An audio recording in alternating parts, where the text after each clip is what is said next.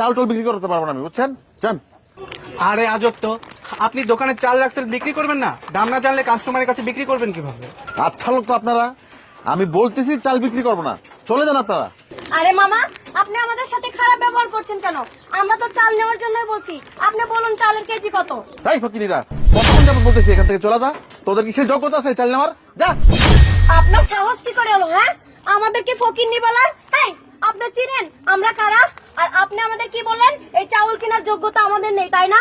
ঠিক আছে, আমি এই চাউল নিয়ে তারপরেই বাসায় যাব। আপনার এই চাউলের কেজি কত আপনি বলুন। আচ্ছা লোক তো আপনারা, হ্যাঁ? এই কতবার বলছি যে এই চালটা আপনারা নিতে পারবেন না? আমাদের এখানে এমপি সাহেব এই চালটা নিয়ে নিছে। এই আপনার কি সে যোগ্যতা আছে? আপনাদের কারো কি যোগ্যতা আছে চাল নেওয়ার?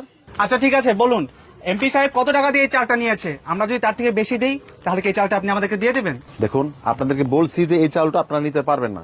এমপি সাহেব এই চালটার জন্য আমাকে